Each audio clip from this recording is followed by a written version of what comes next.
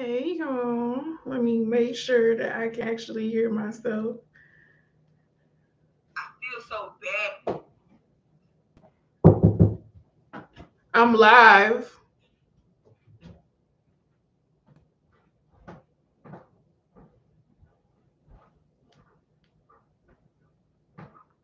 Okay, so if you don't,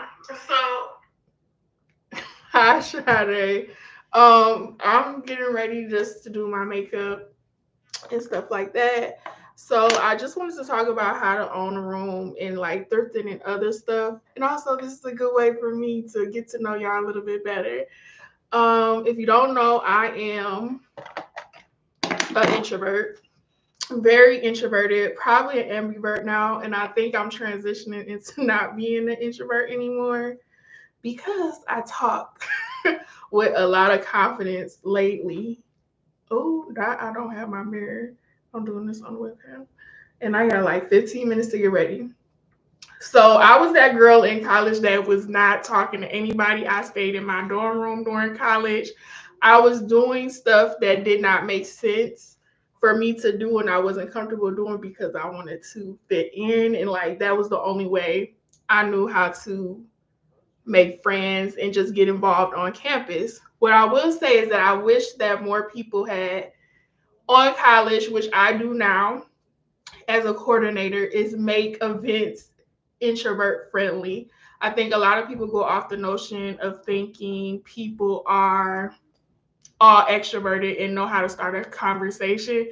And I think with Gen Z, it's a lot of social anxiety, or I think they just don't know how to be social in real life. That could be a millennial thing for me, but I just think they don't know how to be social in real life. So when I did a event for networking for introverts or how to network for introverts because that is something that I wish I had in college. Growing when I was in college, a networking event catered to me or somewhere where I could build my skills to learn how to network. But I have learned them over time and I share them. And I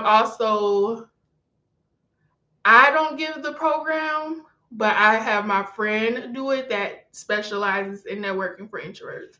So going back to what I was trying to say. So I had to figure out how to own the room. I really didn't learn how to own the room until like 5 years ago through um what is it? Not process of elimination. Let me grab my mirror. Not process,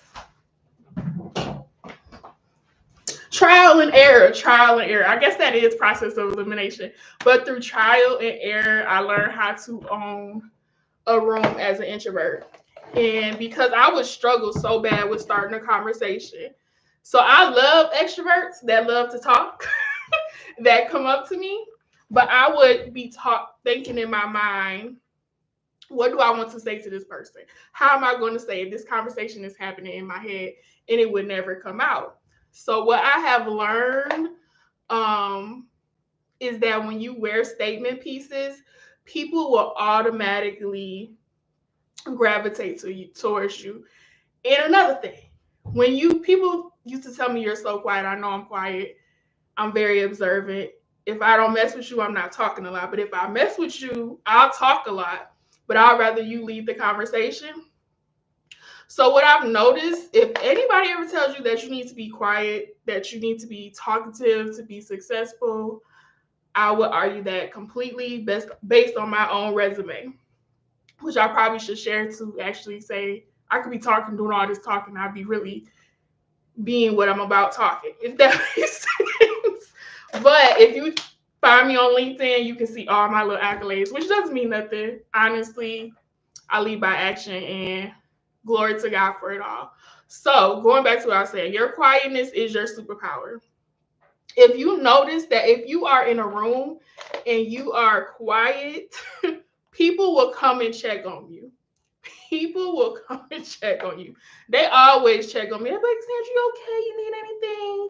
And I love it. I don't complain about it. I love being, I guess, the damsel in distress. But people will come up to you and talk to you because you are so quiet. And they just want to make sure that you are okay and that you don't need anything. And when you're at a networking event or a social gathering, people will come to you. If you get those people, I'm one of those people. I don't like for people to feel left out. And if I see you in the corner by yourself, I'm going to come and get you so you can be a part of the festivities. Because honestly, as an introvert, all we just need is that introduction. I won't be with you all the time, but I go to a lot of stuff by myself because I don't know a lot of people to the places I be going. And I do not encourage going by yourself. If you do, be safe about it. Protect yourself. Um, People will come up to me at networking events, social gatherings in general, because I'm quiet or off in a corner, and they'll just come sit with me or talk to me. And the one thing I do to feed off that person when they do come and talk to me is ask them questions. Ask them not off the wall questions, but not the generic. I don't hate these questions, but I know they're just the typical questions. What do you do for work? How long have you been doing this? What do you do? What's the other generic questions? Leave them in the comments if y'all know some. Other generic questions. What do you do? How long have you been working here? How are you? But you really don't care about how they are doing. Do not start off with them generic questions. And the one question, kid you not, that I've been, it's this book I read called Captivate. It's pretty much a book for introverts.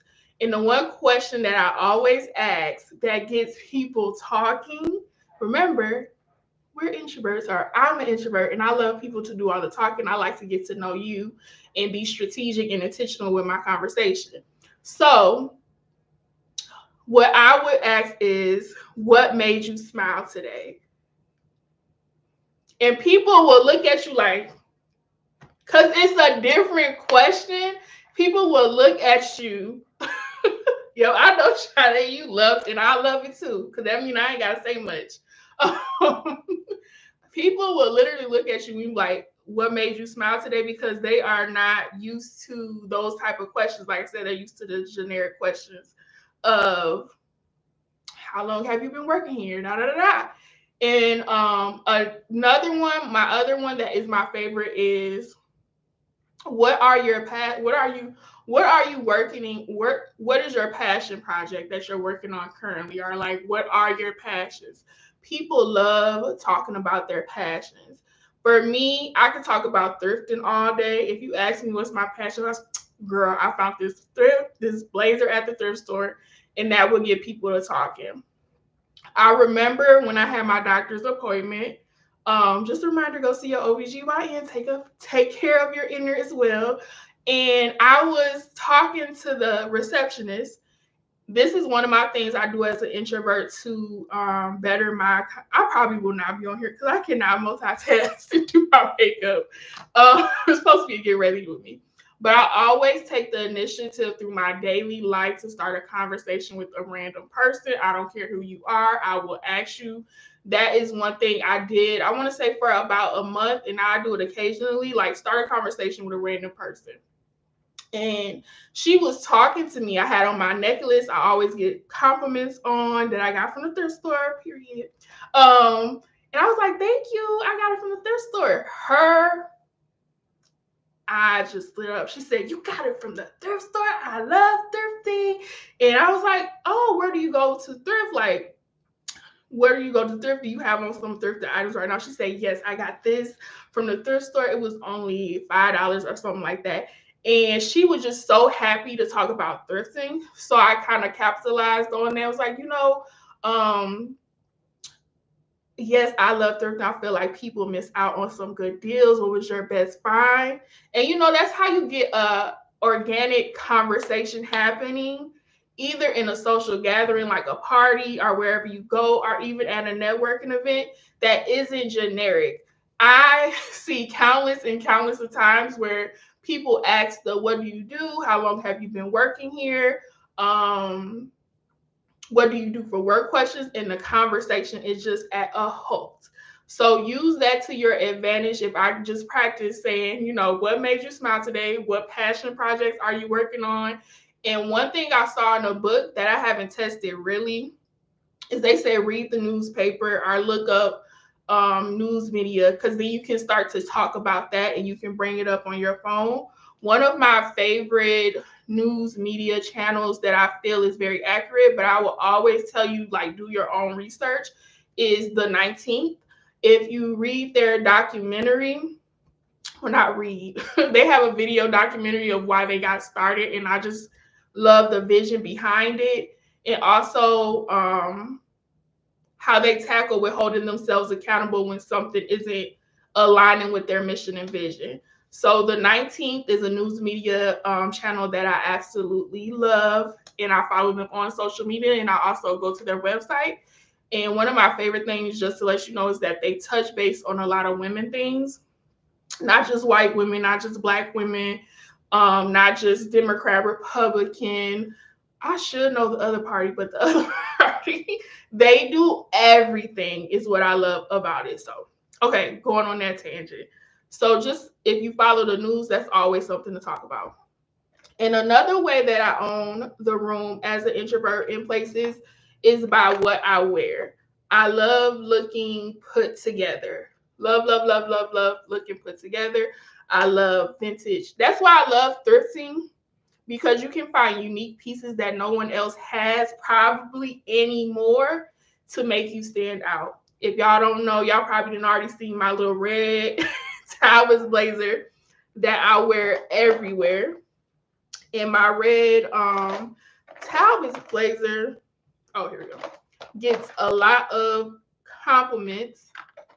And I love red because, kid you not, you, from my experience, especially networking events, people are afraid to wear color.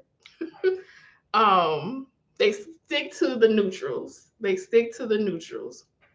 I love wearing color because I feel like wearing color mimics, it shows my personality. If you don't know, I'm very bubbly. I'm like, I get this compliment a lot that my energy is really good, but I'm very bubbly and goofy. And I like just to be around good energy and give off good energy. And I feel like certain colors and being colorful, it showcases my personality without me having to actually exert it automatically. So I always go for um, colorful statement pieces. So I have a zebra print blazer. I don't have a cheetah print blazer yet, but I'm on the search for it. I have a leopard belt, animal prints, colorful items, vintage earrings, brooches. A brooch can be a definite conversation piece. A brooch can be a conversational. I don't know, but it can start a conversation. That always starts a conversation with me. People come to me, oh, you wear a brooch? Like, I didn't know people do that anymore. So having those colorful pieces and wearing them will make you stand out, where you don't even have to say a word. People will come up to you. And what I've noticed as an introvert, and especially what other introverts has told me, like, if you come up to me, I'll talk to you. But let me do this because I gotta be at my granny house at 3. And I don't know if I'm gonna make it. I ain't gonna do too much at all because I'm going to my granny house. But people will come up to you and you will stand out in a room full of black, navy blue, tan, brown, khaki. What's the other color? White. You will stand out. But if you must, now if you must wear the usual colors that are worn at a networking event, I always say wear a red lip. And my favorite, well, I don't have the Ruby Woo over here. I'll put the other one. Is the Ruby, you probably ain't seen it, but this one is the Locked Kiss Ruby True, or just red lipstick in general. I always say wear red lipstick. Red lipstick. It like it give you superpowers. I don't know. Do y'all wear red lipstick? But for me, it gives me superpowers.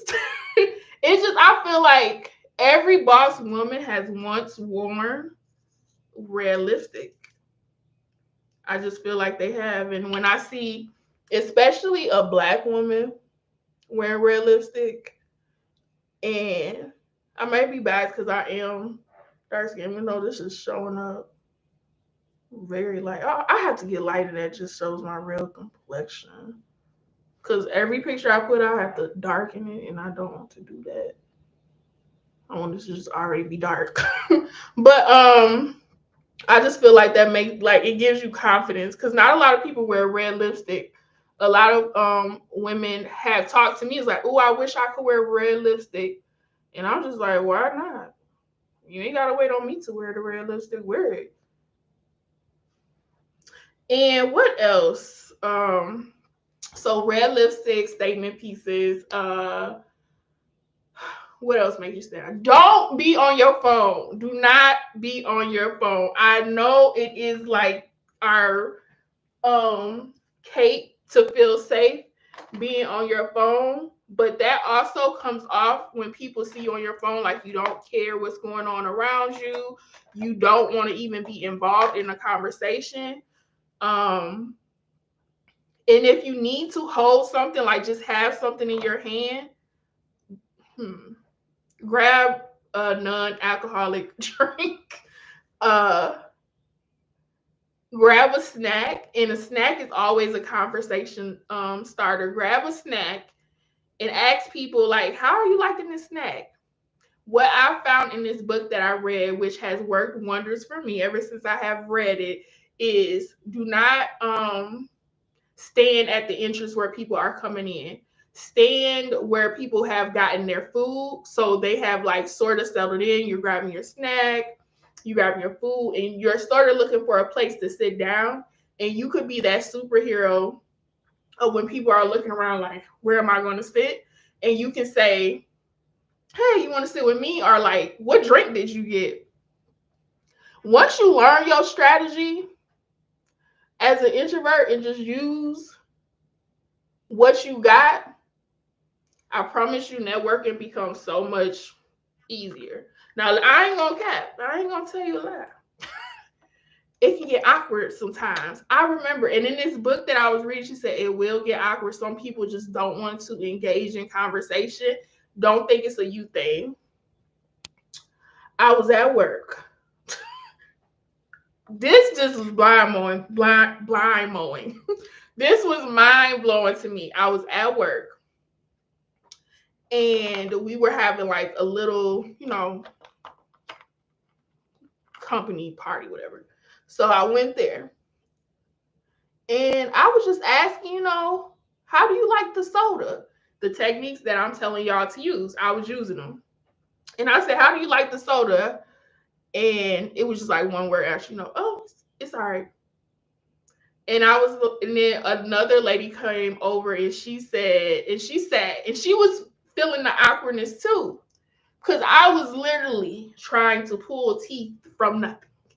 And I was like, how did you like the bees? And I don't know how to explain it, but it was just me and her talking at a table it was about 10 people at the table. And it was just me and her having a conversation. Nobody didn't want to interact. But this person that I was having a conversation with, we literally met up later on. I followed up with her because she's a money person. She knows how to get donors to donate money. And that is something I want a person in my network that know how to do that and don't mind giving me the expertise in how to do it on the back end. Or maybe one day just be like, Exandria, here's a grant you should apply for. Let me help you.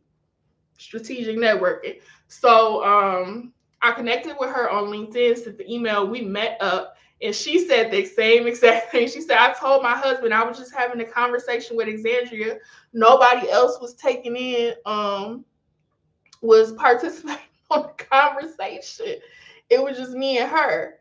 And to this day, she thinks of me for everything. She's like, Exandria, this is coming up.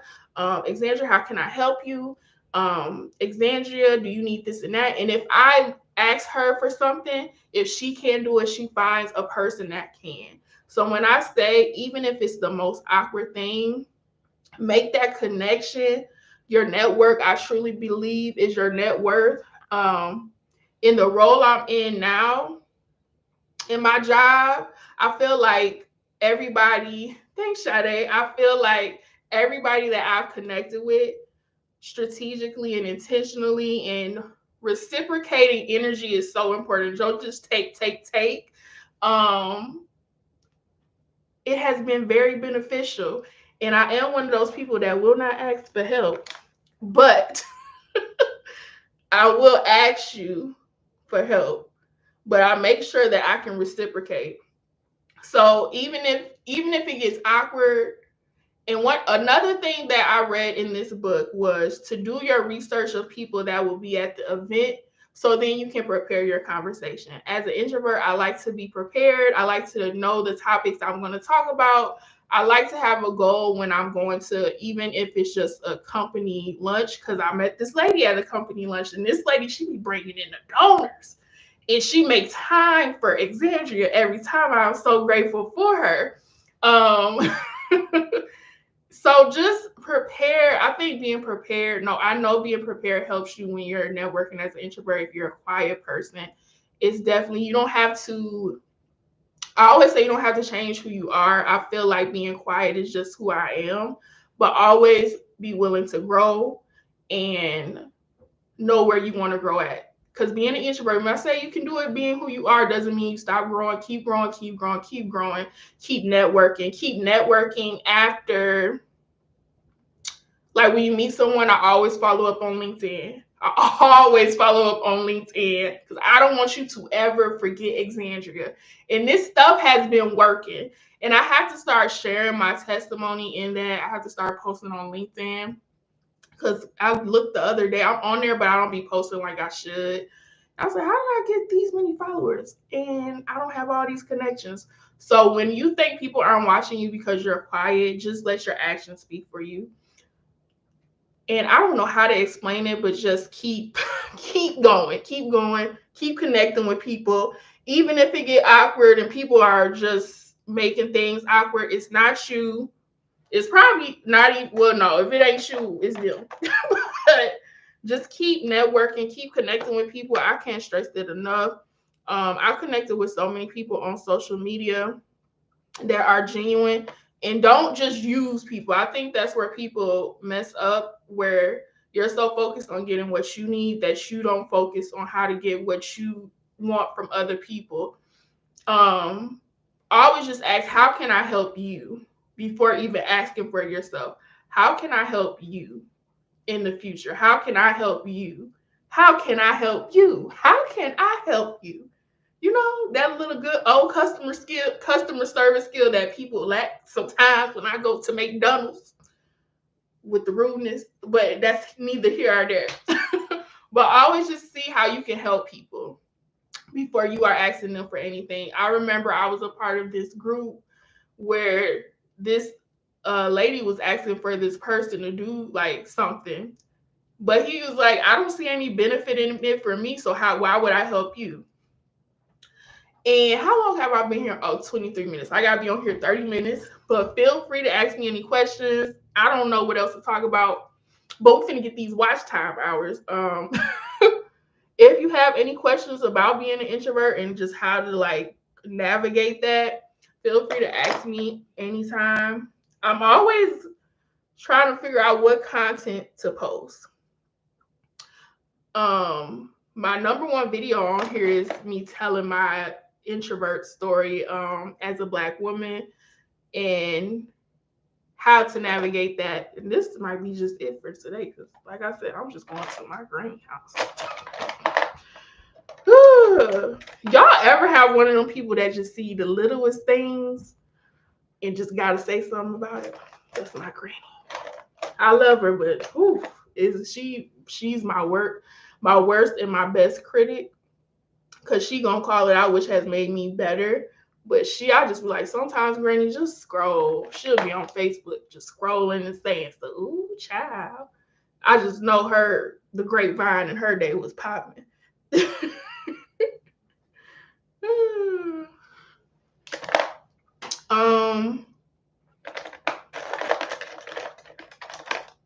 Yeah, let me go head out. I'm gonna head out. I hope this live was beneficial to you all.